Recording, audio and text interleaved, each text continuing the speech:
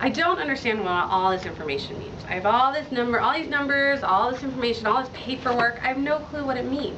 I don't know what to do. My principal gave me this big stack of paperwork to find attendance numbers.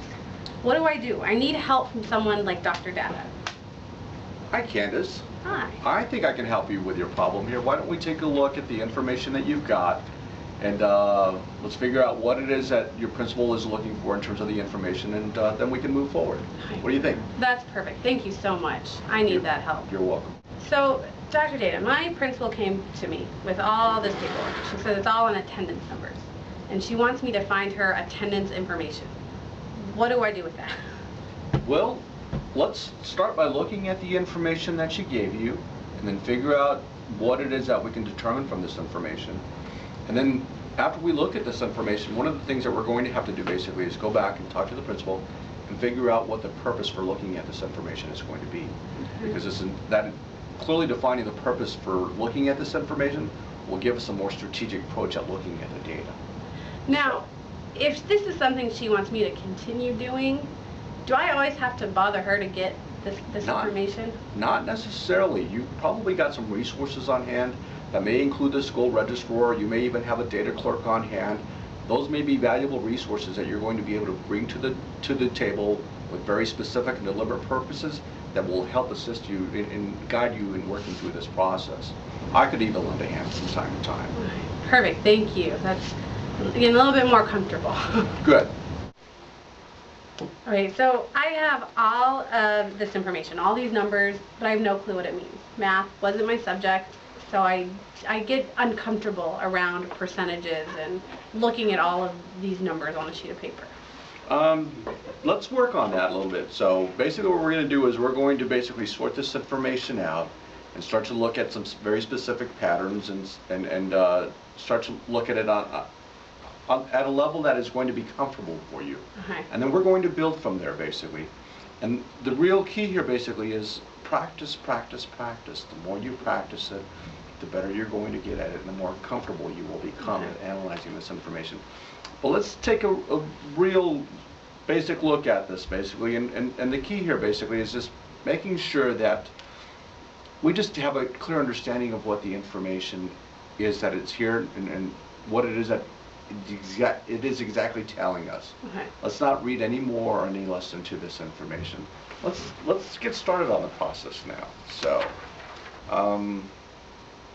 what we're looking at here basically are just some basic attendance rates, and let's start with summaries of these basically, and we will begin by us understanding what it is that the information tells us, and then also developing an understanding for what information is not in here, so let's not assume way too much into this information. Okay, so I need to just analyze this first and then answer the questions that come. Yes, or actually the best approach is to basically start with the questions first, and then it will direct you in terms of what it is that you have to go and analyze. Okay? Perfect, thank you. You are welcome. I have a couple more questions. I got all the information, we interpreted it, I kind of understand it a little bit more, and now I've been asked to present this information. My principal really wants me to kind of take charge of that so I can work with attendance later on. So I really don't want to just take all this and take it to like a site council meeting and just throw it at the table.